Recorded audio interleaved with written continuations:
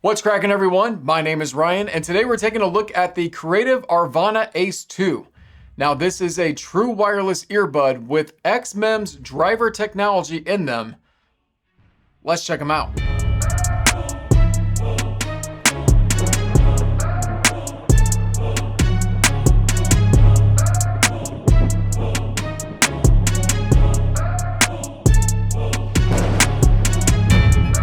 So the Ace 2 retails in at $149.99. It comes in this translucent black and copper colorway. And before I get into this, I want to send a big thank you out to Creative, who did send these out in exchange for all of my thoughts and all of my opinions.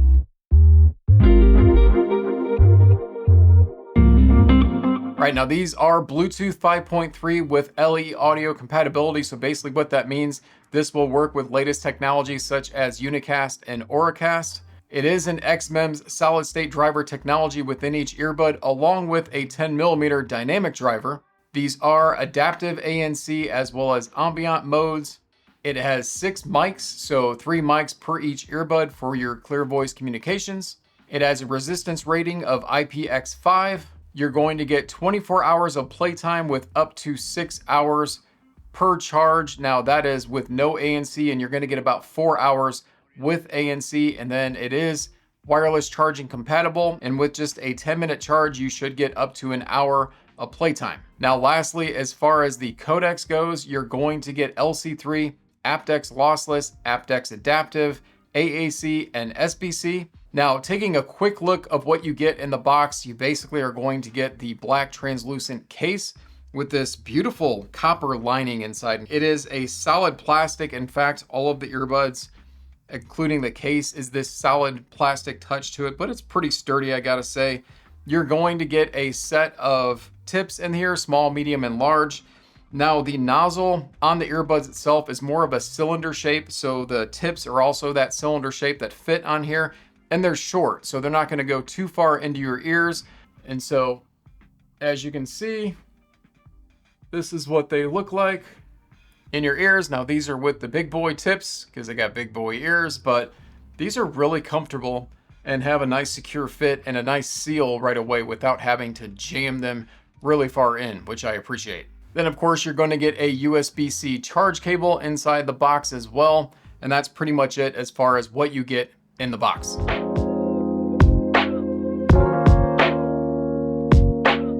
Now, I'm not going to run through the app completely, but I am going to give you a high-level overview of the different things you can do, starting with showing the device name. You can change the audio prompt toggle. It'll show you your firmware update as well as latest release notes. There is a product help section of that, as well as a way to reset the device to factory defaults.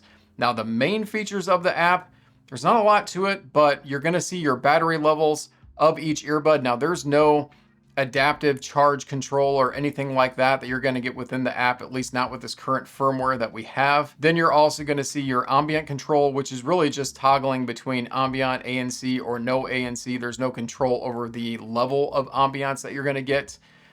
Then you're going to see custom buttons, so you can customize the tap feature of each earbud. Now, I got to say, the tap controls of these earbuds are really good. I have some that I can mistap easily. I don't find myself doing that with these earbuds, which I appreciate. And then a very extensive EQ. This has 15 different EQ presets in the app when you first use it with your phone, laptop, whatever. And those presets are all different music genres as well as gaming and movie watching, which I think is a pretty cool thing to include.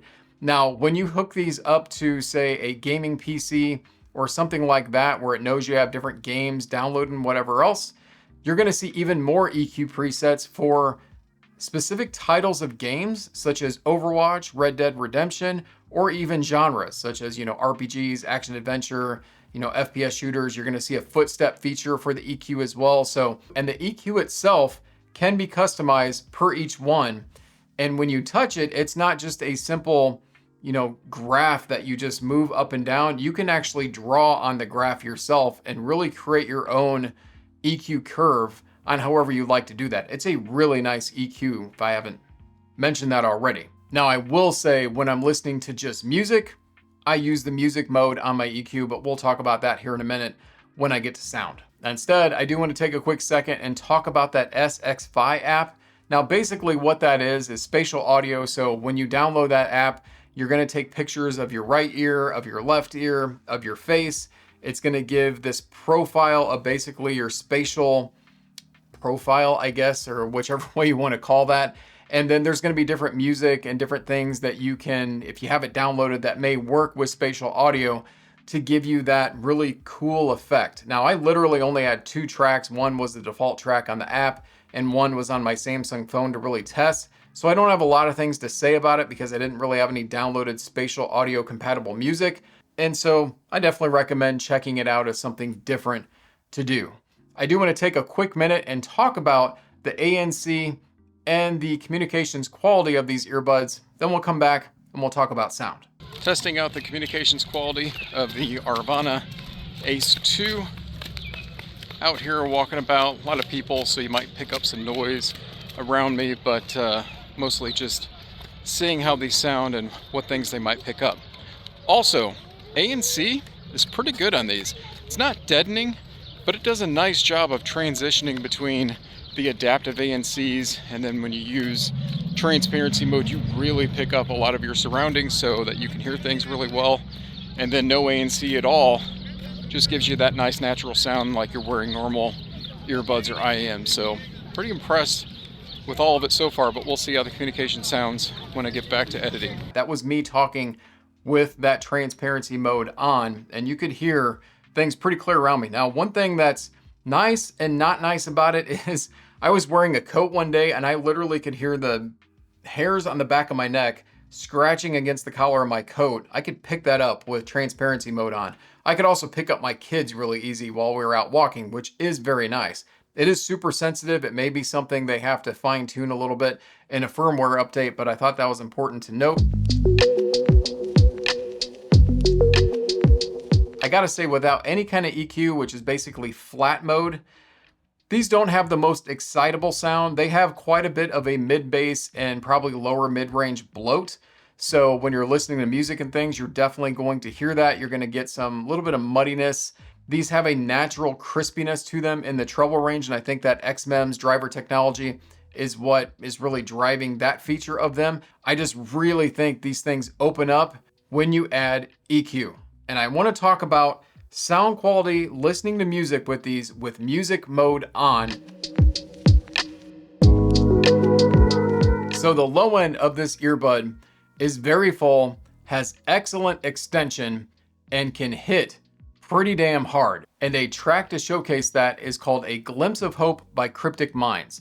Now on this track, there is a rumble of bass that goes all throughout the mix. And you definitely get that rumble of bass with these earbuds, in that it hits, but it has a slower roll off in a way. It doesn't have that fast hit. And I personally really dig that about the bass response. Now, if you're using music mode, like I suggested, it is a pretty good bass boost down low. Now you can tone that down a little if you'd like, but I also do recommend that you don't listen with ANC on unless you need to, because adding ANC will add even more to the low end. And I do find that to muddy up the mid-range a little bit too much, more than I think, somebody might like if they want a true hi-fi sound. But I gotta say, bass response, as I said, I think is really good and really engaging with this earbud. If you're a bass head, I do think you're gonna enjoy the bass response of the Ace 2. You could say they aced it as far as bass response goes.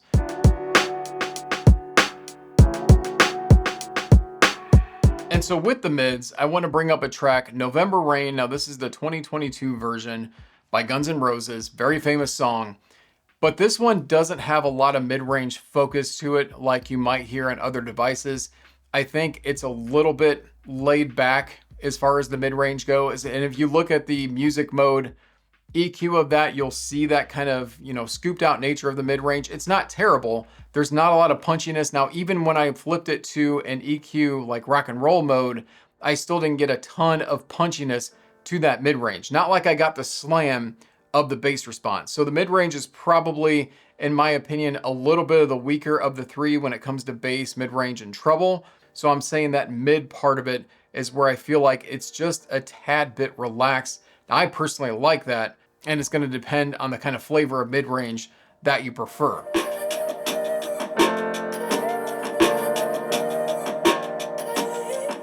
All right, and so right away, I'm gonna give you a track example, and that's Time Makes Two by Robert Cray. Now this track, it's a blues track. I love blues music. If you watch my channel, you know this guy loves blues music. And around the 125 mark of this track, there's a guitar solo that it can be stabby in the ears, can be piercing and fatiguing. And it doesn't get that way for me with the music mode with these earbuds. It gets close to it, but it gives you kind of a sweet texture to the treble. And again, I think that XMEMs driver technology is what really lends itself to that. This is an impressive driver technology, by the way. I haven't really touched on that quite a bit, and I really suggest you guys look that up because, you know, this is in some pretty high-end products, and this is not a high-end price product to have XMEMs. If you go to, say, a vocalist EQ or a rock EQ or something like that, you are gonna find it can get a little bit bright and it can get a little bit stabby depending on the genre of music that you're listening to. But, you know, I gotta say for gaming, it can give you a decent amount of footsteps, right? And things like that that you want to pick out. Or for movie watching, you know, if you go to that mode, you're going to be able to pick out clear voices as you're listening to some movies. And I've done that. And it was a lot of fun with this earbud, you know, to go through those things and to sample out with all those different genres. Now, as far as big, expansive stage, these don't really do that, at least not without the, you know, X-Fi technology and spatial audio and some of those party tricks you can kind of do with some software.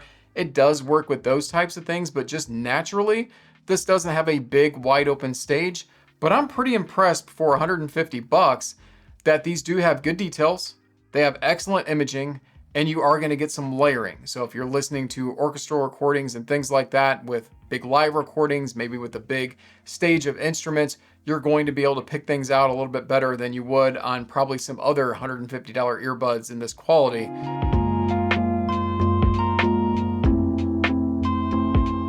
All right, so the first thing that I've encountered is there are times when I'm taking these earbuds out and they actually don't power themselves on, which is strange. I don't usually face that with earbuds, and I've had to tap and hold each one to get them to be powered on and connect to my phone.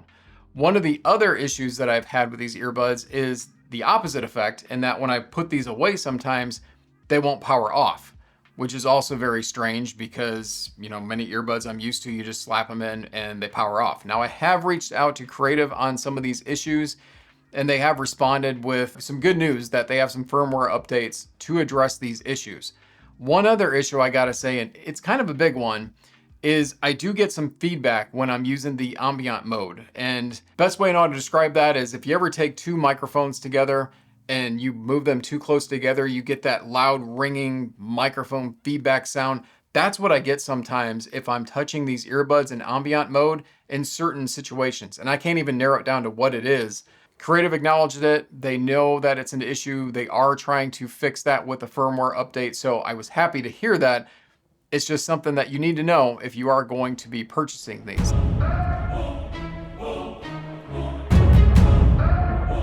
This is an excellent sounding earbud. They've really done a nice job with that. Overall sound quality, I think it punches above 150 bucks for sure, but they got some issues. They got to get them fixed. And if you're not okay with those issues, I understand. And maybe you want to steer clear until they get those fixed. Or if you're just looking for something with excellent sound quality and know some things up front, then yeah, I would recommend them for that. In fact, I have used these daily on my own because I just love the sound of that XMEMs driver along with that fun full bass that you get with these earbuds. So there you go. Now, let me know in the comments down below, guys, what you think. Hopefully you enjoyed this video. If so, smash that like button. And if you haven't done so already, please subscribe to the channel and join my Patreon. I'm trying to get to 5,000 subscribers by the end of the year. I would highly appreciate that. Thank you all for watching, and I will see you in the next one.